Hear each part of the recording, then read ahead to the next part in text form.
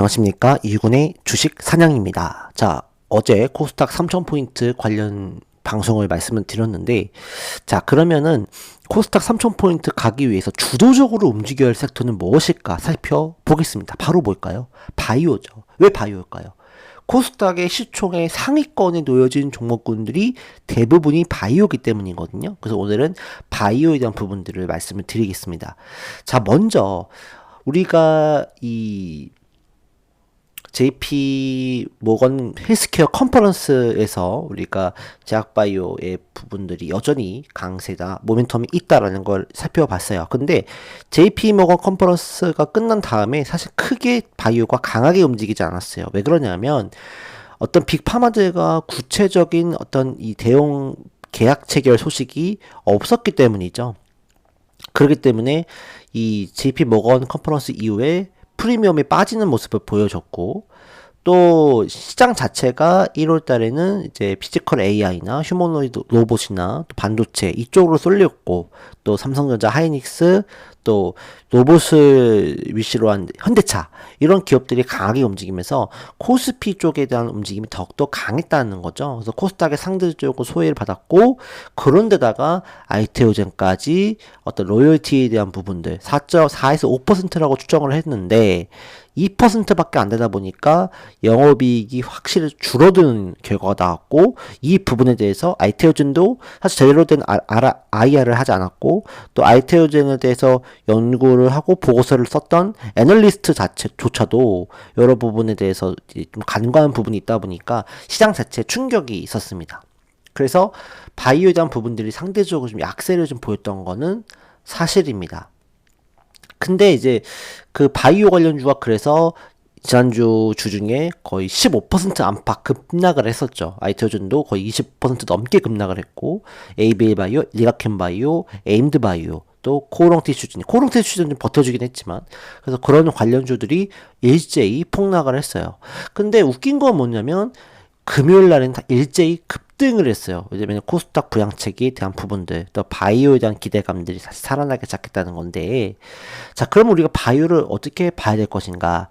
바이오가 2025년도를 이어서 2026년도에도 그러면 살아날 것인가? 전 살아난다고 봅니다. 왜? 첫 번째는 기술에 대한 부분이 충분히 있다. 그렇죠? 2026년에도 바이오는 유망하다. 왜 유망하냐? 기술이 있어요. 기술이 있다. 기술 체결 이슈가 계속 나올 수 있다. ABL 바이오나 또 뭐 D&D 파마텍이나 뭐 올릭스, 펩트론 이런 기업들도 계속적인 뉴스가 나올 수 있고, 또 그 밖에 어떤 뭐 티슈진이라든지 삼천당제약이 최근에 급등을 한 이유도 결국 이런 일본의 어떤 기술 수출에 대한 부분이 있었기 때문에 급등을 했던 거잖아요. 그러니까 그런 부분들이 계속 나올 수 있다는 거죠. 그 다음에 이제 이런 우리나라의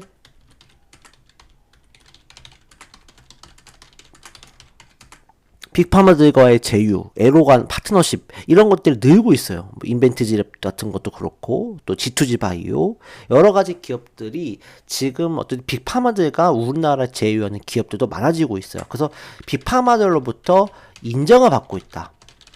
국내 K바이오가. 그다음에 세 번째는 어떤 플랫폼 자체가 확장성이 있기 때문에 좋다는 거죠. 물론 아이테오젠 같은 경우는 SC라는 어떤 제형의 한계가 있긴 하지만, 또 지금 에이빌 바이오 같은 경우만 봐도 그릇바디 비에 대한 부분들이 뇌 질환 말고도 근육이라든지 어떤 다른 비만 타겟으로도 확대될 수 있는 부분들, 그런 부분들을 계속적으로 연구해 나갈 수 있기 때문에 그런 플랫폼의 가치가 계속 올라갈 수 있다는 거죠. 그 다음에 올해 같은 경우는 신약에 대한 부분들도 굉장히 이슈가 될 수 있다라고 생각을 합니다. 그렇기 때문에 올해도 굉장히 바이오가 주목을 받을 수밖에 없다라고 생각을 합니다. 그래서 우리가 여기서 이제 아이테오젠은 어떻게 바라봐야 될 것인가? 아이테오젠은 이제 끝난 것 같아요. 당분간은 끝났다. 저는 그렇게 과감하게 말씀을 드리고 싶어요. 아이테오젠이 물론 여러 가지 앞으로 이제 바이오 시밀러라든지 또 추가적인 어떤 이 기술에 대한 부분이 나올 수는 있겠는데, 아이테오젠 같은 경우에는 이슈가 모두 반영이 됐기 때문에 앞으로 추가 이슈가 나오면서 시장이 반응이 달궈질 때 그때 차라리 보는 게 나을 것 같아요. 그래서 지금은 아이테오젠 같은 경우는 또 더욱이 코스닥에서 코스피로 넘어가는 상황이기 때문에 이제 굳이 코스닥의 어떤 자금들이 아이테오젠보다는 차기 대장주를 건드릴 가능성이 높다. 그렇기 때문에 아이테오젠은 조금 쉽지 않을 것 같다라는 생각을 가지고 있습니다. 뭐 아이테오젠의 주가가 그렇다고 해서 뭐 30만 원, 20만 원 폭락한다는 얘기는 아니지만 아이테오젠의 수급이 조금 꼬일 수 있다라는 얘기가 될 수 있어요. 그렇기 때문에 아이테오젠만 끝난 거예요. 아이테오젠만 끝난 거라는 거죠. 온리. 그래서 우리가 앞으로 봐야 될 건 뭐냐면 바이오 신뢰 리스크가 커졌다 하지만 아이테오젠만 그런 거고 나머지 바이오 기업들은 올해 꾸준하게 성장해 나갈 수 있기 때문에 이제 바이오 기업들 선별을 해야 되고 차기 대장주를 우리가 선택을 해야 된다라고 생각합니다. 그리고 여기에 유정성이라든지 어떤 수급이 몰리기 때문에 이런 부분들이 더욱더 극단적으로 반영해 나갈 수가 있다는 겁니다. 그렇기 때문에 우리가 봐야 될 어떤 이 바이오 섹터 기업들은 어떤 기업들을 봐야 될까? 여전히 플랫폼은 봐야 됩니다. 근데 플랫폼을 바라봐야 될 때 특히 빅파마가 제휴하고 있는 그런 기업들, 그 다음에 확장성이 조금 나오는 기업들, 요런 기업들을 좀 보고, 뭐, 로열티 퍼센테이지 이런 거 당연히 뭐 중요하겠지만, 일단은, 빅파마들과 제휴를 하고 있고, 또 나름의 기술력도 가지고 있고, 확장성이 있는 게 되게 중요하다라고 생각을 해요. 그런 의미에서 봤을 때는, 이제 그런 섹터적으로 봤을 때, ADC, 뭐, DAC, 그죠? 이런 기업들, 그 다음에 비만은 경구 치료제도 우리가 좀 더욱더 주목을 해봐야 될 것 같고요. 그 다음에 RNA, 그 다음에 유전자 편집, 그 다음에 AI, 바이오 쪽을 우리가 좀 주목을 해봐야 될 것 같아요. 그 다음에 신약 관련주도 우리가 주목을 해야 돼요. 왜냐면 아이테오젠의 플랫폼이 굉장히 좋은 플랫폼이고 키트루다라는 어떤 연매출 30조 이상의 정말 이 블록버스터급의 신약에 우리나라의 기술력이 들어간다. 굉장히 좋은 거고 굉장히 역사적인 일이에요. 근데 플랫폼의 기술력 가지고는 우리가 한계가 있는 거예요. 왜? 로열티 자체가 너무나 낮잖아요. 로열티율 자체가 많아야 5%. 그죠? 근데 아예 우리가 신약을 만들면 신약에 대한 성과를 우리가 고스란히 우리가 가져올 수 있는 것, 직판을 한다든지. 그렇기 때문에 신약 관련주도 우리가 올해는 특히 2026년도에는 플랫폼에 대한 실망이 이제 신약 개발에 대한 어떤 이 업체들로 좀 이슈 그리고 기대감을 만들어낼 수 있지 않을까라고 생각을 합니다. 그래서 요 관련주들을 우리가 좀 보는 전략이 좀 필요하지 않느냐라고 생각을 해요. 그래서 이제 플랫폼 쪽이라고 한다면 그나마 좀 확장성이 더 뛰어난 쪽은 뭐냐면 에이빌 바이오가 되겠죠. 에이빌 바이오는 뭐 시총도 상위권이고 차기 코스닥 대장주긴 하로 손꼽히는 종목이지만 아까 말씀드렸다시피 그래파이트 B가 뇌 질환에 대한 부분뿐만 아니라 비만, 당뇨, 뭐 근육 이런 쪽에도 지금 연관이 돼 있기 때문에 이게 여러 가지가 확장될 수 있는 거. 그다음에 또 그런 의미에서 봤을 때는 또 뭐 올릭스 이런 기업들도 뭐 탈모 치료제, 비만 치료제 여러 가지에 대한 부분들이 있잖아요. 그러니까 이런 부분들 확장성이 있다는 거. 니가켄 바이오도 ADC에 대한 부분들이 다른 상당히 어떤 이 암 불문의 전종으로 확대할 수 있는 그런 부분들. 그래서 니가켄 바이오도 굉장히 주목해 봐야 되는 거. 근데 특히 이제 의각캔 바이오는 약간 조금 더 지켜봐야 되긴 하겠지만 에이빌 바이오 같은 경우는 플랫폼 업체라고는 하지만 이 에이빌 바이오가 지금 요걸로 넘어갈 수가 있어요. 신약으로. 이게 키포인트입니다. 왜? 에이빌 바이오가 가지고 있는 뭐 담도암 치료제라든지 뭐 위암 치료제라든지 이런 것들이 치료제 임상을 지금 하고 있거든요. 에이빌 뭐 001이라든지 뭐 206이라든지 근데 이런 것들이 지금 이제 임상 이상까지 가게 되면 이 신약 개발에 대한 부분들로 이제 넘어갈 수가 있기 때문에 에이빌 바이오는 플랫폼 회사뿐만 아니라 신약 개발하는 회사로까지 넘어갈 수가 확장할 수가 있는 거예요. 그렇기 때문에 더욱더 강력한 모멘텀을 가지고 있는 거예요. 리가켄 바이오도 지금은 기술 이전에 대한 부분들을 이제 ADC에 대한 부분을 개발하고 있지만 여기서 만약에 임상에 대한 유의미한 임상 성과가 나온다면 이제는 신약 개발로 어떤 넘어갈 수 있는 그런 확장성이 가지고 있는 기업입니다. 그렇기 때문에 요 기업들을 우리가 특히나도 주목을 해 봐야 된다라고 생각을 한다는 거죠. 요 부분들을 우리가 좀 꼭 기억해야 돼. 그래서 에이베 바이오, 리가켄 바이오는 굉장히 주목을 해봐야 되고, 그다음에 추가적으로 여기다가 봐야 될 게 이제 에임드 바이오. 에임드 바이오도 마찬가지 ADC 관련주잖아요. 이런 기업들. 그다음에 알지노믹스, 그렇죠? 그다음에 비만 치료제는 뭐 삼천장제약 같은 경우는 많이 올라가긴 했지만 이것도 지금 경구용에 대한 부분들 계속 나오고 있기 때문에 어떤 지금 더 올라갈 수 있는 여력이 나올 수 있지 않을까. 그 다음에 뭐 D&D 파마텍 같은 경우도 뭐 메쉬라고 하는 어떤 이 비알코올성 지방 간염 치료제, 그 다음에 뭐 경구용 비만 치료제, 그 다음에 추가적인 확장성에서 보유하고 있기 때문에 D&D 파마텍 같은 경우도 굉장히 좀 주목을 해야 되고, 뭐 오름 테라퓨틱, 이런 기업 DAC, ADC의 어떻게 보면 변형판이 될 수 있는데 오름 테라피틱도 주목을 해야 되는 상황들, 그 다음에 뭐 인투셀 이런 기업들도 계속적으로 컨택을 해야 된다라고 생각을 합니다. 그 다음에 여기 이제 뭐 유전자 편집은 툴젠도 주목을 해야 되겠고, RNA에 대한 어떤 이 뭐 원료를 공급하는 회사가 또 ST팜이잖아요. ST팜도 우리가 좀 주목을 해야 되는 그런 입장이 되지 않을까. 그다음에 뭐 보로노이 이런 기업들도 계속적인 어떤 흐름을 가져갈 수 있다. 그다음에 조금 우리가 뭐 올해 좀 더 봐야 된다고 생각하는 것 중 하나가 코롱 티슈진, 골관절염 치료제 인보사 이 부분에 대한 부분도 계속 주목을 해야 된다. 그다음에 이제 저는 이제부터는 이제 주목을 해야 될 건 HLB, 간암 치료제, 그다음에 담간암 치료제, 또 HLB도 올해 퍼포먼스가 나올 수 있다라고 생각하는데, 이제 HLB는 플랫폼은 아니니까. 그다음에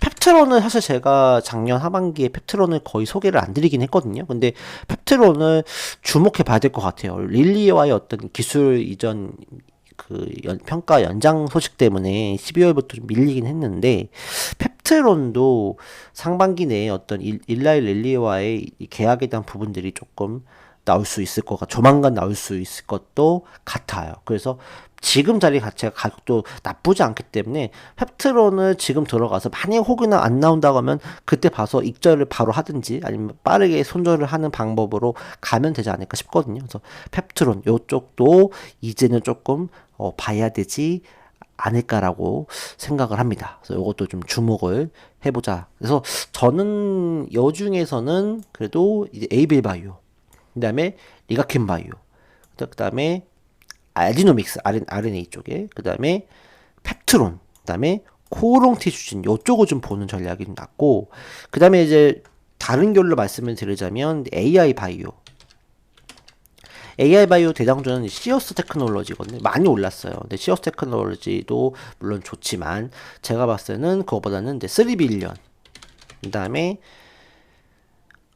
프로티나, 그 다음에 넥스트 바이오 메디컬 이런 기업들도 우리가 좀 주목을 해볼 필요가 있고, 로킷 헬스케어, 그 다음에 뭐 루닛, 그 다음에 엠노 이런 기업들도 우리가 좀 주목을 해보자 라고 말씀을 드리고 싶어요.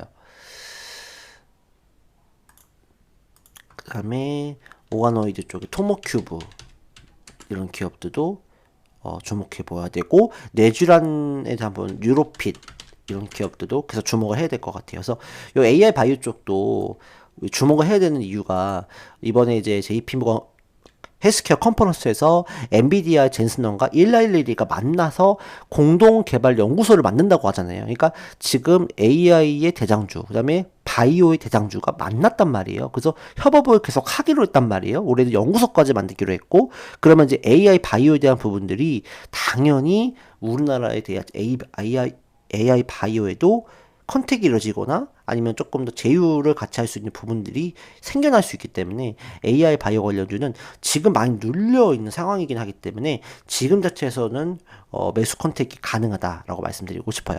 그 다음에 빼먹었는데 이제 그런 그 비만 어떤 이 지속형 주사제형 기술에 대한 부분들, 인벤티지랩, 그 다음에 G2G 바이오, 요 기업들도 우리가 봐야 될 것 같고, 또 줄기세포 쪽에는 S 바이오메딕스도 주목을 해야 된다라고 생각합니다. 그래서 요 기업들을 꼭 여러분들 좀 체크를 해주시는 것을 추천을 드리겠고요. AI 바이오 쪽은 이쪽을 좀 주목을 해보자. 그 다음에 신약 쪽으로는 사실 이제 뭐 많지는 않아요. 근데 이제 어쨌든 코스피에서는 한미약품, 비만 치료제 때문에 유한양행 같은 경우는 이제 렉라자가 있긴 하지만 렉라자에 대한 이슈가 그렇게까지는 이제 크게 반영은 되지 않죠. 왜 직판에 대한 부분이 아니기 때문에. 그래서 그것보다는 차라리 HK 이노엔,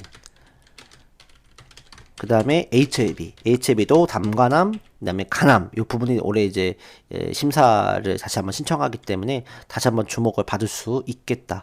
그 다음에 한올바이오파마, 희귀질환 치료제. 이게 올해 상반기에 이제 임상 데이터 결과가 나오면서 어떤 상업화에 대한 모멘텀으로 이제 이어질 수 있기 때문에 한올바이오파마도 주목해 봐야 되고, 그다음에 큐로셀은 이제 카티 치료제, 우리나라 최초였던 카티 치료제 개발 업체가 될 수가 있거든요. 그래서 큐로셀도 지금 이제 이 식약처로부터 대기하고 있어요. 그래서 갑작스럽게 딱 뉴스 나와버리면 이 큐로셀도 갑자기 상한가 갈 수 있는 그런 상황입니다. 그래서 큐로셀 카티 치료제에 대한 부분들 주목을 해야 될 것 같고, 그다음에 뭐 온코닉 테라피틱스 이런 기업들도 우리가 좀 주목을 해 봐야 되는 상황이다. 라고 볼 수가 있겠습니다. 그래서 신약 같은 경우는 특히 올해 같은 경우에는 이제 코스닥 같은 경우는 이제 뭐 HK 이노엔 뭐 한미약품은 뭐 코스닥이 아니잖아요.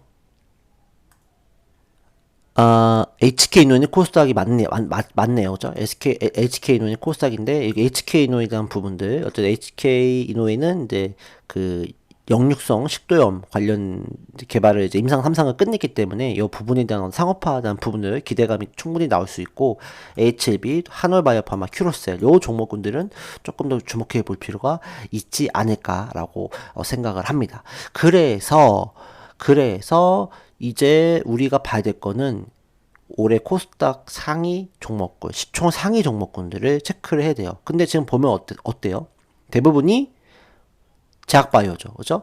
ABL바이오, 또 삼천당제약, HLB, 코롱티슈진, 이가켄바이오, 펩트론, 파마리서치도 의료 쪽이니까, 그다음에 케어젠, 그다음에 뭐 클러시스, D&D 파마텍, 보로노이, 멜지온, 에임드바이오, 뭐 휴지 화장품 쪽이긴 하지만 ST팜. 그래서 대부분 어때 지금 시총 3위만 지금 시총 10위만 봐도 뭐 아이트젠도 있잖아요. 아이트젠, ABL바이오, 삼천당, HLB, 고롱티슈진, 리가켄바이오, 펩트로 10위만 봐도 몇 개죠 지금? 10위만 봐도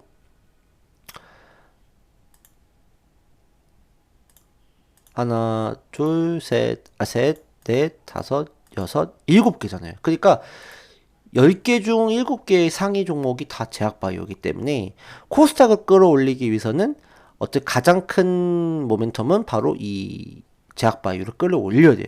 그 다음에 추가적으로 나올 수 있는 게 뭐예요?